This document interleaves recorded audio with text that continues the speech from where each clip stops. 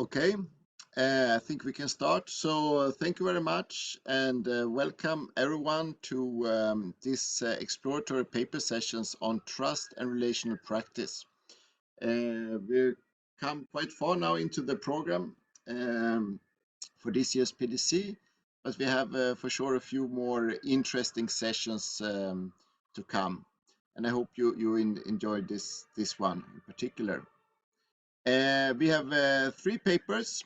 How can we expand unintended outcomes in participatory design that will be presented by Naoya Tojo. We have relational sensitivity in through participatory practice, explicit and collective explorations of poise and punctuation by Laura Gottlieb. And the third paper is called Building Trust in Participatory Design to Promote Relational Network for Social Innovation that will be presented by Zhang. Yes, can we go forward? But before we start, and as we have done with other sessions, we will first have an acknowledgement of the traditional custodians and territories. And I've been thinking a bit about this. I currently live and work in Denmark, but I actually grew up in a very small village on the countryside of Sweden, which is very rich, has always been and still is very rich of natural resources like forest, lakes, animals, fishing, hunting is very big there, a lot of berries to collect. So it's a very beautiful and rich area in that sense, even though not so many people live there these days. Through this river where I grew up, a small village, there runs a river called the Black River.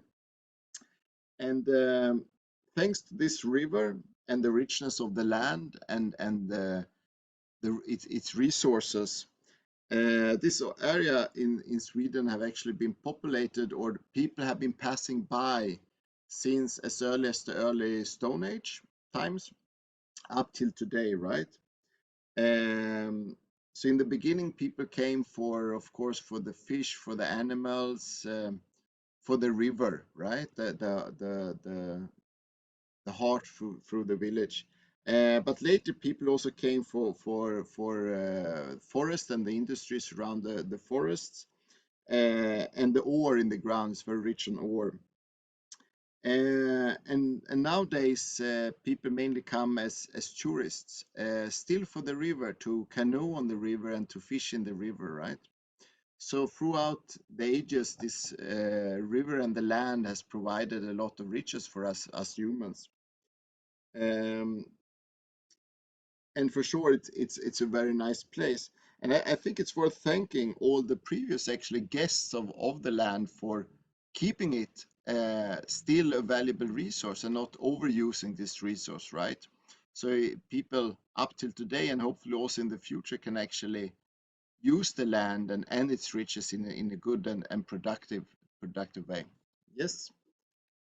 So with that, I end this one and we move over to the guidelines for being together. And you that have been in a few sessions, you've seen this before, and I haven't noticed myself any problems here. But please remember that it's important to be, even though we have differences and maybe we have interesting discussions, that we keep a good and civilized tone to each other, that we listen to each other, that we take in what other people say and reflect upon them, right, in a good way. And that we, for example, avoid generalizations as much as possible, but we actually can anchor our perspectives in experiences and personal observations. Yes. Thank you. We move forward. And with that, I think we're ready for the first paper. How can we expand unintended outcomes in participatory design, which first we'll hear a video, but then we have Tojo here also for answering some questions. So please. Hello and welcome. So I'm going to present our exploratory work. How can we expand unintended outcomes in participatory design? My name is Naoya from KDDI Research, and I'm going to present also on behalf of my colleagues, Haruka Yoshida, Tomoko Oto, and Sumaru Niida. Before the main content, I'd like to commence with an acknowledgement of traditional custodians and territories. I currently live in Japan. I respect to all traditional custodians and those assembling from various First Nation lands, and pay respect to Yamato, Ainu, and Ryukyu Okinawa peoples of Japan. I also want to acknowledge homelands and stories of us, you, and the elders. Now, I'd like to move on to the presentation of our research. In this presentation, I focus on the core of our ideas. I have structured this presentation like this page. I begin by explaining our proposed design concept. Next, we present a case study to exemplify the concept. Finally, I review the case study and discuss our design concept. In this research, we discuss unintended aspects of solutions. We suggest that the problem-solving process should allow for unintended aspects of the solution in design activities. In design activities, needs and solutions are explored within a specific context. This pair of a need and a solution is not necessarily the only one, as problem statements are often reformulated in the design process. Various needs and solutions may be examined in the process. In the exploratory paper, we propose indirect contributions to other design activities as the value of unintended aspects of the solution. For example, consider the case where two design activities have the same product or service as a solution, but the solution is paired with a different need and context in each activity. In this case, the solutions satisfy different needs in different aspects. If the solution can contribute to different people in completely different contexts, then an ecosystem is formed where activities of different people are unintentionally bridged and contribute to each other. This is the basic idea. As adjacent design concept, there are, for example, customization, appropriation, and everyday design. In these concepts, unintended outcomes of activities are associated only with the problem-solving process in which they occur, or their side consequences on other design activities have not been discussed. The unintended aspects of solutions we propose in this paper contribute not only to the original activity, but also to activities and people in different contexts, and form an ecosystem in which outcomes circulate. Thus, it offers a new perspective that extends the adjacent concepts of design research. Based on this concept, I introduced a design project. This project was initiated in Japan to make daily lives of child-rearing mothers more comfortable. Through a series of divergent and convergent discussions, the project repeatedly reformulated the problem statement. Finally, they converged on two problem statements. One is make food preparation more efficient and reduce the burden to create creative time, and transform food preparation into something fun and creative. The ideation and prototyping then converged on a solution of a community refrigerator service. For more information on the project, please read the manuscript. A community refrigerator service in this case study is assumed participants bring dishes they have cooked for too much or surplus ingredients and foods and put them in the fridge, as well as they being able to take home foods brought and placed by other participants from the fridge. Participants who are busy with homework, childcare, and work can freely visit the fridge in their spare time to enrich a menu for the day and share recipes with other participants. In this way, participants can not only make their food preparation more efficient, but also get inspiration for cooking and their daily variety. The community refrigerator service also provides an online chat as a communication platform. By the online chat, participants can exchange information, including what they put in and took from the refrigerator and their impressions of food. Then, the project placed a refrigerator in a location with a local cafe and conducted a 3-day experience prototyping of indirect exchange of groceries through a community refrigerator. They conducted participant observation during the prototyping and a questionnaire survey and an interview study after the prototyping.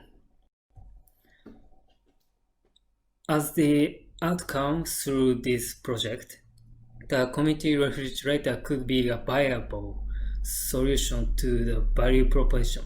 Moreover, we also found unintended positive findings. That is, the community refrigerator raised the self-esteem of the participant, provided new personal relationships among participants, and provided an opportunity for mothers to gain new knowledge. Reflecting these findings, the solution in this project was not novel one, but provided implications for unintended aspects of community refrigerators. In common context, community refrigerator service is known as activity pursuing sharing economy and food-related sustainability. However, in the context of the case study, it became the solution by making mothers' lives more comfortable. So, this suggests multiple design spaces. In this way, exploration of unintended aspects connects different design activities so that they indirectly contribute to each other.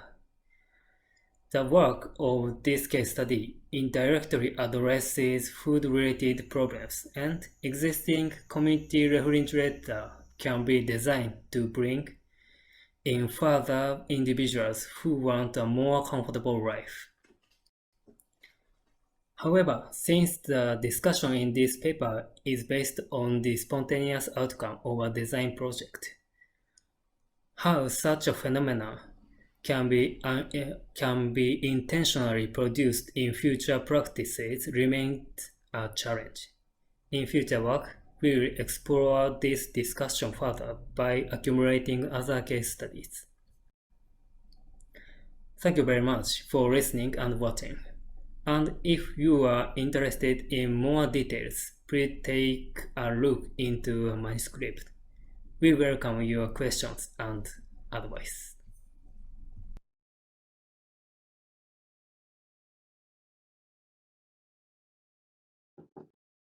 So thank you very much for that. Do we have some questions? Please post them in the chat, or you're also free to unmute yourself if you'd like to ask something directly.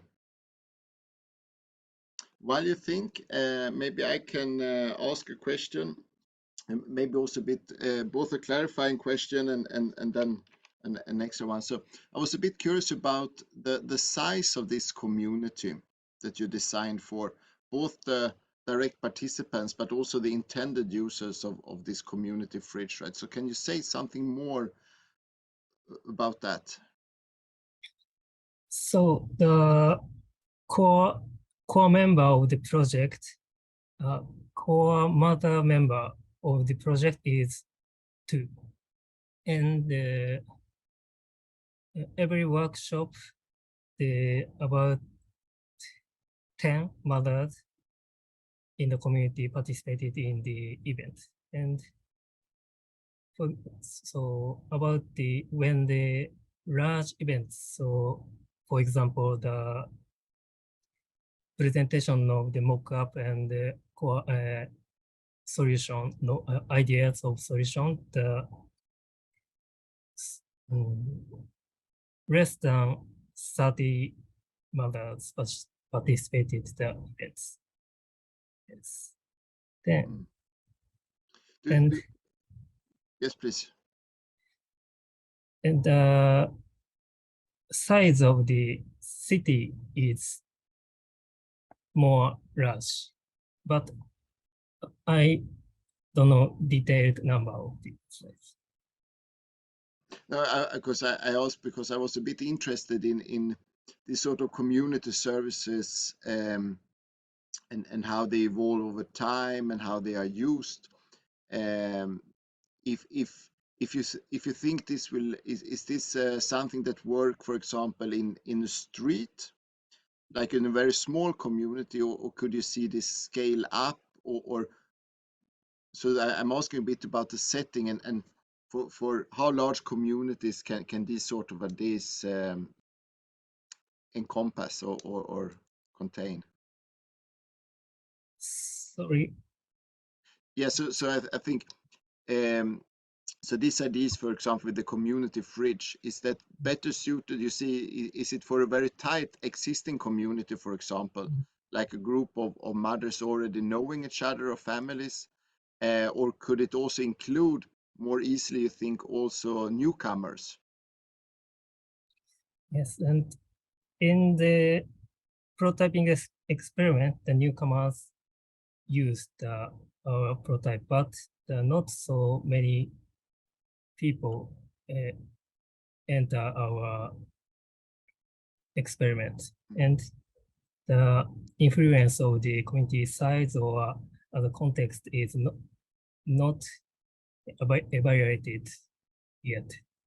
So thank you for your comment and advice. Yeah. I explore yes, aspects. Yes, thank you. Very interesting. I think if you don't have any other question now, I think we shift over to the second video, which will be relational sensitivity and participatory practices, exploring poise and punctuation through an empirical study, presented by Laura Gottlieb. Please run the video. And remember to ask questions in the chat. So, hello, I'm Laura Gottlieb, and welcome to this talk. I will present my paper on relational sensitivity and participatory practice, exploring poise and punctuation through an empirical study. And before I do that, I would like to briefly introduce myself and to give an acknowledgement. So, yes, I'm talking to you from Lake Mälaren in Sweden, and I grew up in Stockholm by this lake. And my parents are from Poland, so my ancestry is in the Tatra Mountains and the Highlander culture in Eastern Europe and in Jewish heritage. So this history of and present history of migration, as well as having this multicultural upbringing, adds to the topic that I talk about, which is relational sensitivity and the kinds of sensitivities that come with having different cultures to relate to and notice their differences, and also how I'm perceived in different cultures and depending on how I present myself. And yes, also getting this insight into what a privilege it is to have been brought up in this part of the world and be able to travel, and how I'm perceived into that in relation to that. So that's just a quick introduction to myself that feels significant for this work. And I would also like to pay my acknowledgements and respect to the Sami people in the northern part of this hemisphere, and on lands also part of Sweden. And I would also like to welcome everyone here. And serdecznie zapraszam do tej prezentacji. So let's move on to my paper, where I will give a brief insight into what this was about. So I am doing a PhD here in Sweden, and I am grappling with this term relational sensitivity, which is not really a term used so much or explained by others, but I'm exploring if it's a useful word to use, and what could it entail. So this is some of my questions of what does it entail in participatory practices in design, where you're collaborating with all different kinds of actors in intimate ways, and why is relational sensitivity important, having an assumption that it is, and also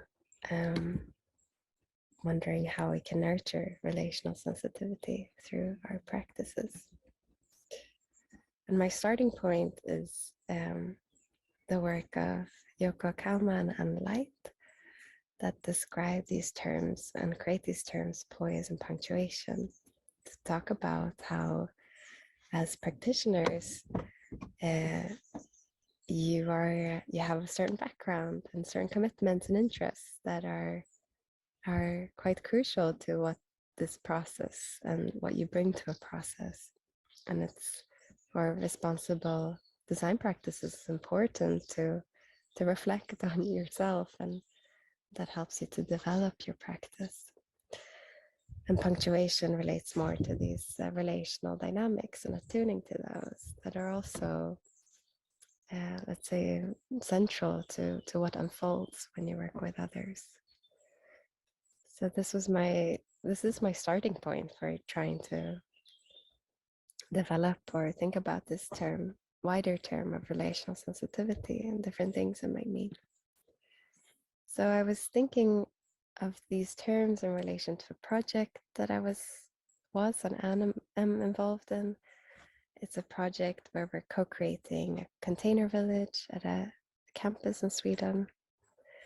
And at the start of this process, I wanted to explore the planning, the initial team that's involved in this process, that is involved in inviting others into the process, but they are setting a kind of already agenda and by planning it. And so I was exploring this initial process where we're writing a funding application, and we're also planning how to structure the process, at least initially, what we want funds for, and invited the team into a joint journaling and joint analysis process. So we were journaling after these meetings to reflect on poise and punctuation, although I use different terms for it, which I'll come to the next slide. And then we collectively analyze what was significant for this process and themes related to that. And although I tried to use the terms poise and punctuation, these were quite difficult to remember and to grasp by people in this team, or people that I introduce it to. It requires some engagement with it and remembering it. So instead, I've been using this model in my collaborations that highlights I, we, and it. that the subjective, intersubjective, and objective are always present. And we need to bring awareness and attention to these because they're part of forming each other. So this was involved in our journaling to reflect on these aspects and how they're interrelating. And in our joint analysis also, we use this as a process to reflect on these dimensions.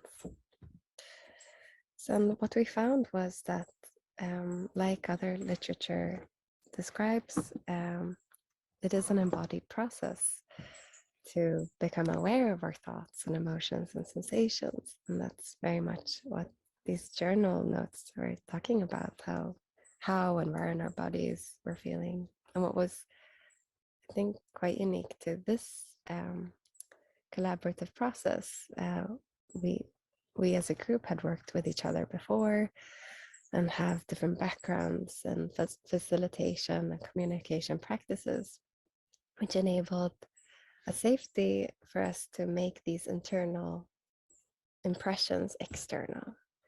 So when we experienced tensions, we brought these into the room, which contributed to a collective awareness of these differences and these internal experiences. And this is an aspect I haven't seen in other literature that talks about relational sensitivity. And so what it also shows is when we that these subjective, intersubjective, objective aspects of the I, we, and it's they change each other, and what we do, our different tension or impressions come into what we do, and that's just something paper shows.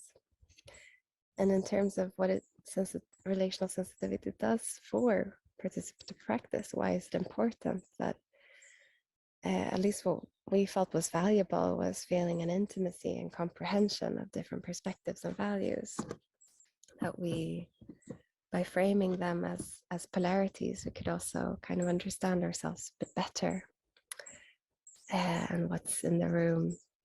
But this does not mean that it became a necessarily inclusive process. There were still aspects of inclusion. So it's important that relational sensitivity is not sort of this seen as an ideal, as in just because you bring awareness to it, it becomes perfect. It's still messy.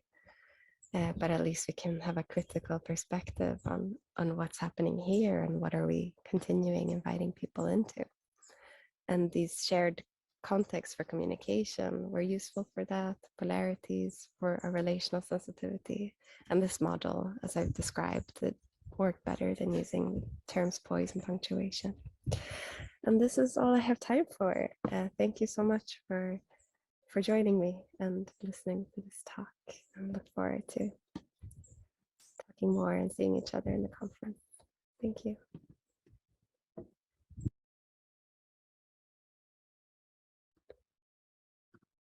So I have a question in the chat about poise and punctuation and the model that I thought I'd answer. Thanks, Stephen, for your question. So when I've mapped it, like currently in my work, I'm making a bigger map using, because relational sensitivity is not the concept that's used, but that I'm using to kind of draw together different people that are talking about these sensitivities to relation. So kind of wanting a broader picture of how this is talked about. And how I've positioned poise and punctuation on this map is that poise relates to the I, to the kind of self-awareness of thoughts, emotions, values, and punctuation is more towards the we, which is more about the intersubjective and the cultural.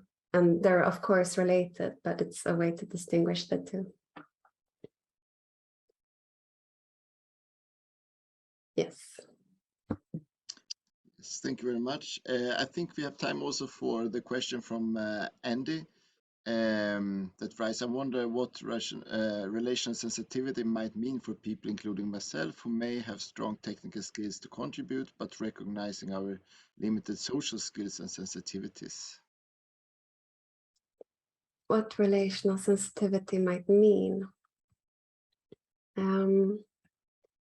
Well, I think like I would start by saying that we all are relationally sensitive, and depending on our background, like I mentioned in the start of my presentation, we're sensitive to different things.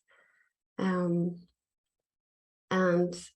I suppose my value is to expand our capacity to become sensitive to more relational dynamics, to understand there are different experiences in the room, and especially if we're working in participatory processes that value difference and bringing in, including different points of views, then I suppose even if you sort of identify as having different strengths, because I think we all do, like perhaps as a facilitator, a strength is to have these kinds of sensitivities to relational dynamics, and maybe we don't all need that, but I think there's a value in as a group to expand our capacity to kind of hold and notice differences and to be able to bring those in. So working very much in a situation where all these different values come about, and different tensions and different dynamics.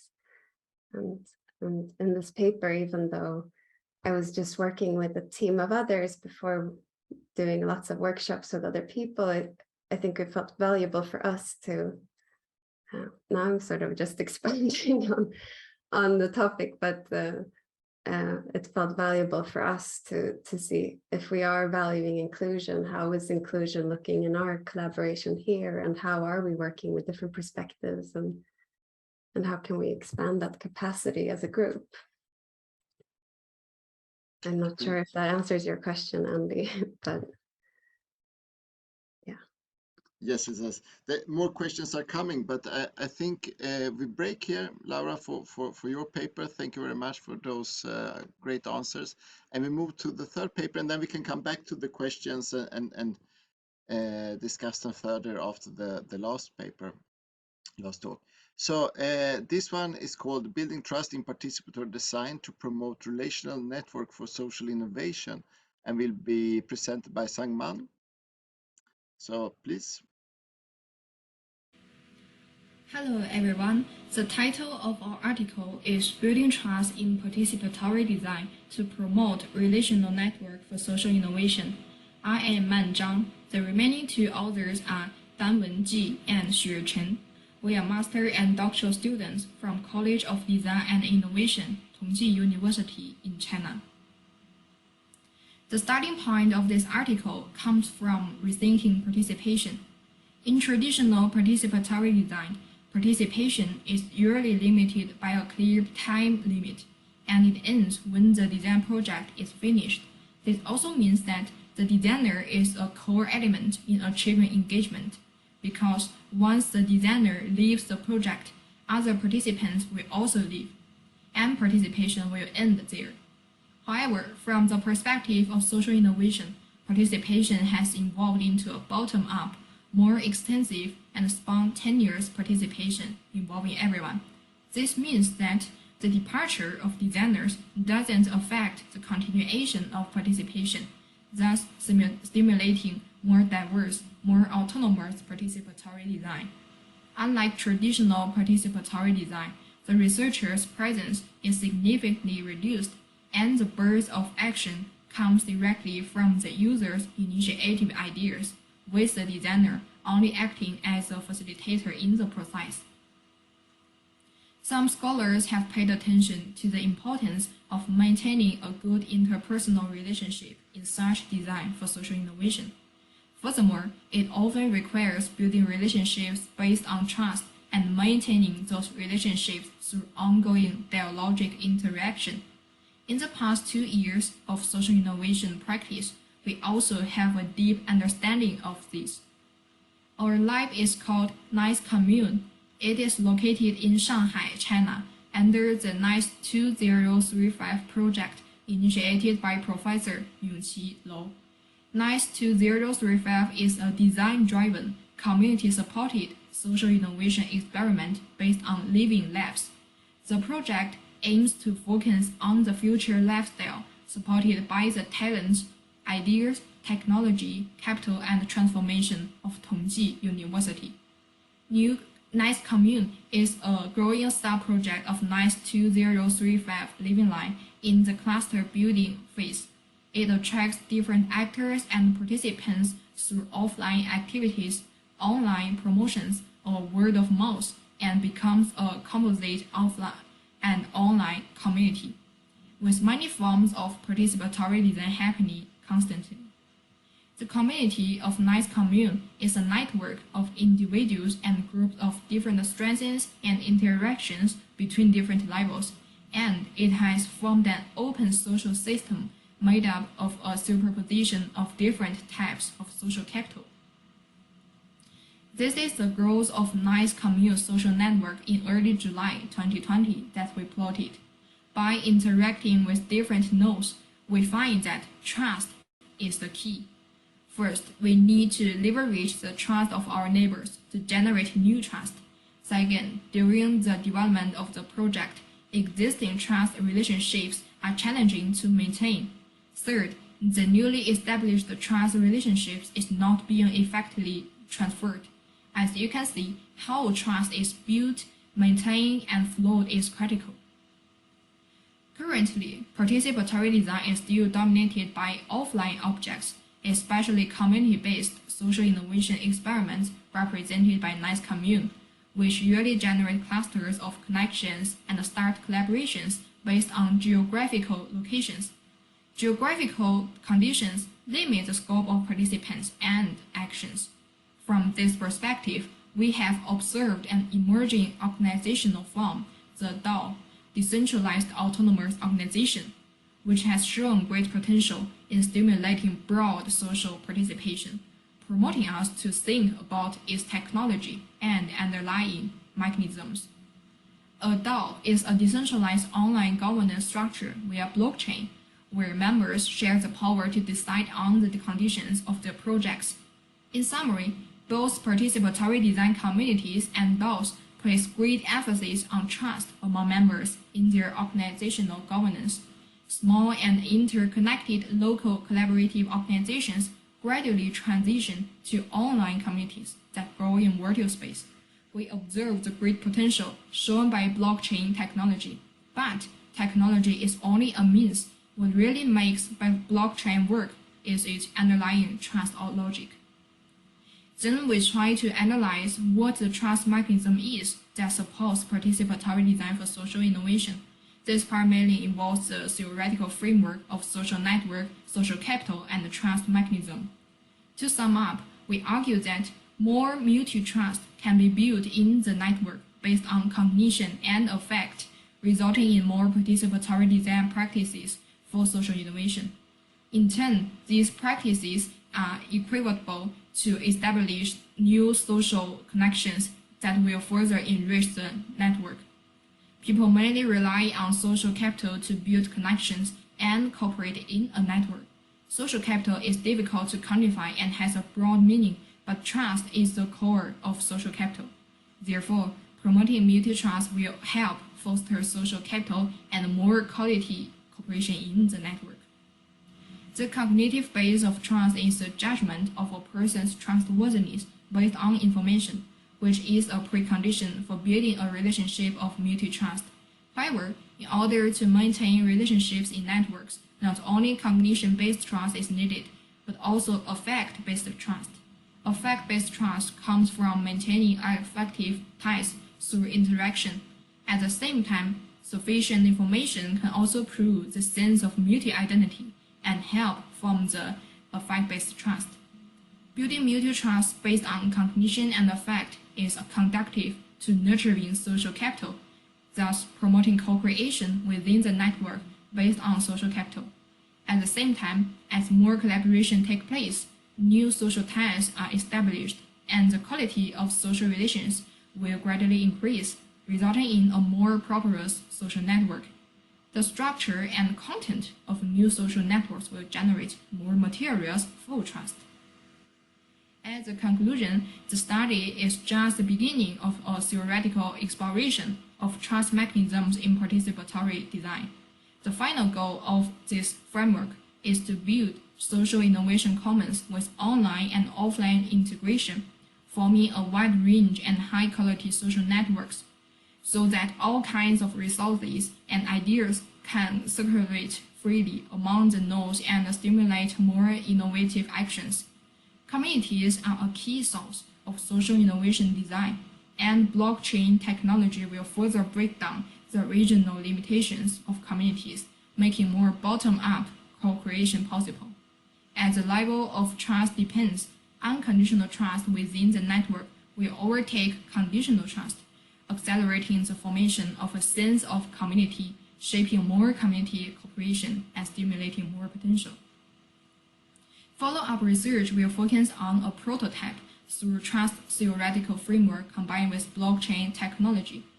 However, the high threshold of blockchain technology is prone to problems such as power tilt and vicious technical computation, and the binding force of technology on trust needs to be tested by relying on subsequent data. In August this year, our partners will hold a Web3 conference in Dali, China, and present our follow-up work. If you are interested, please contact me to attend. And that's all. Thank you.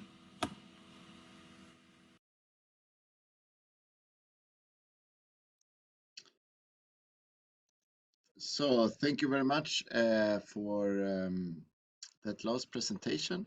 We have a question here for Andy. Would you like to ask it maybe directly, Andy? Unmute or? Yeah, I'll try and express it.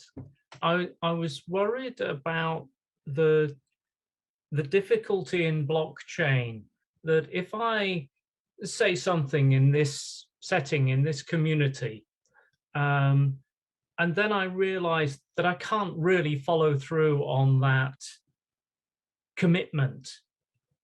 Socially, I can negotiate, I can apologize, I can say, I'm sorry, I can't quite do that. This is the best I can do.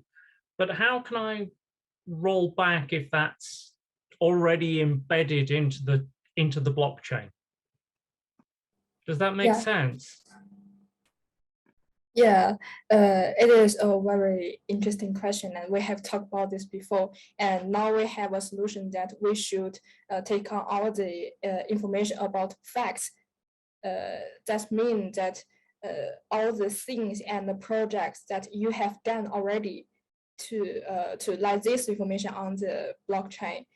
And we think that trust is a very subjective and more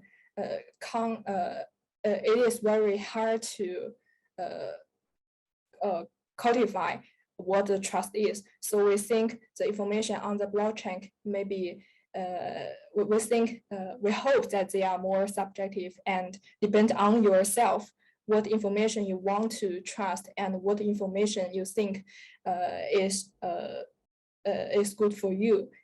But we can only focus on the real fact that you have done to let them on the blockchain. Yeah, okay. Thank you. That's I'm glad you're thinking about it. I have a question. Yes, Thank you for your presentation. I was just wondering if you could give an example of trust. In your paper, it sounds like you have a lot of experience thinking about this topic, and I think you explain trust as expressing confidence and some kind of safety. I wonder if you could give an example from your own experiences of when someone has expressed confidence or when you felt some kind of trust established, whether it's in the DAO or in person, or I don't know. Yeah, I have presented a big practice in the presentation that is the nice commute, and I have been there for more than 1 year for some social innovation practice, and we have a lot of small projects about different new lifestyles, and we can get some participants to come with us to get on these projects. And on the first year we set up this project, not many people know us, and we have only a few people with us to do this project.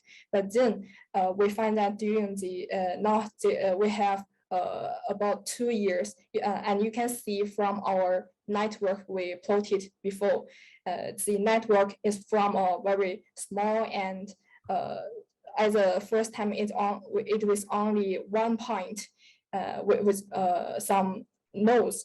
But now we can see that our network is becoming more big and with multiple nodes, and many people that we have no connection before now have become our partners, and we have a more and more bigger network. So I think this is the key element that make us from a small one to a bigger one, is the element of trust, because they trust us, so they want to make up connection with us, and the trust information will flow from these partners to other partners, even though these partners have no direct connection with us, but they get the trust information from their friends. So our network will become more bigger and stronger. Mm. So by participating, it's a kind of sign of trust. Yeah. Mm. Thank you. Thank you for that. I think also if you now have questions for all three of the speakers, Man, of course, that we have here, but also for Laura and Naoya, I think now you have the chance to broaden the discussion, right? And I can maybe start, I think we're taking over now from the last question, but maybe broaden it a bit.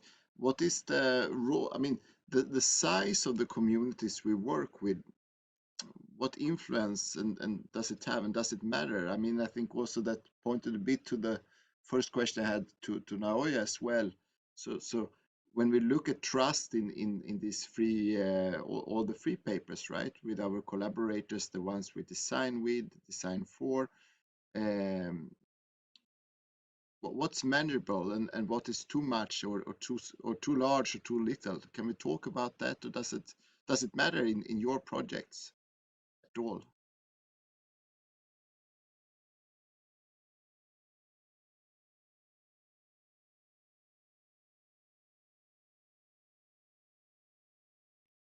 No one. I think I think of the answer more from my own personal experiences, from like the kinds of communities I'm involved in, rather perhaps than in this paper and in this work. But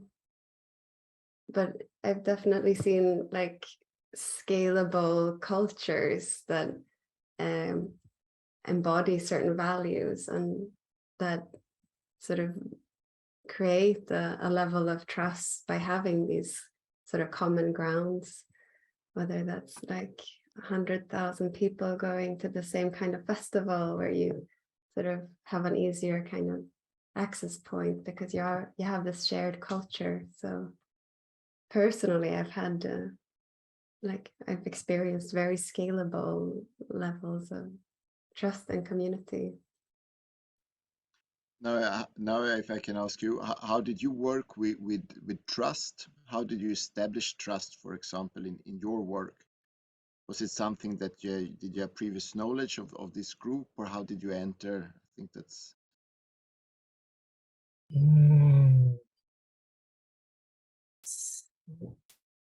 Well, first I iterated interaction. For example, workshop and dialogue and normal conversation. But about the trust, making the trust, I didn't refer any design knowledge. Yes. So I tried to make trust in practice. But maybe this maybe this comment get away from the main discussion. So when in my practice, the community is not so large, but I'm interested in large community and how my design concept work in large community. But so I don't know how can I access such large community, and yes, I want to try, but I can't how to access that situation. Do we have some other questions from the audience to the three presenters? Yeah, I want to answer the question before. Sorry.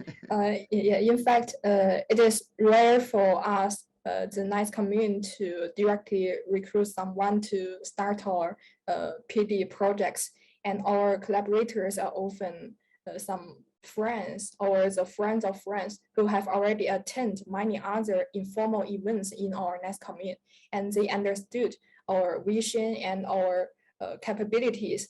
And before they decided to work together, and then they choose to participate in our formal events. Yes. Nice. Thank you. Thank you. I saw a question from, well, after my presentation, Caroline Kless wrote. Yes, that's true. Something about, is it something we can all cultivate, or actually should all cultivate, in relation to relational sensitivity? And I just wanted to come back to you with a statement of yes. I think we all can cultivate this. I mean, depending on what we're reflecting on, is it like a relational sensitivity towards our own, let's say, internal process and what we're bringing into a situation, or also about the dynamics, if you think about punctuation. And I think if we are working with, and like in participatory design, we are working a lot with power and looking at empowerment and inclusion, and we're looking at care as well often. And I think then it becomes really important to notice what is happening here and now. So if we are working with this, or saying that we're working with this, then I think, yes, we need sort of more embodied sensibilities to notice more subtle processes happening, because I think it is a lot about embodiment. It's not it is a concept as well, but it's a lot about how we take things in on a more subtle level. Thanks for your question. Thank you very much. Thank you. And good, I had written it down, but I actually then forgot about it. I had this extra question. Thank you very much for clarifying that. Caroline, you switch. So first, of course, I would like again to thank our three presenters for very nice work and very nice discussions. So thank you very much. The day is not over, even though our session starts to run towards its end. And I have an email here also.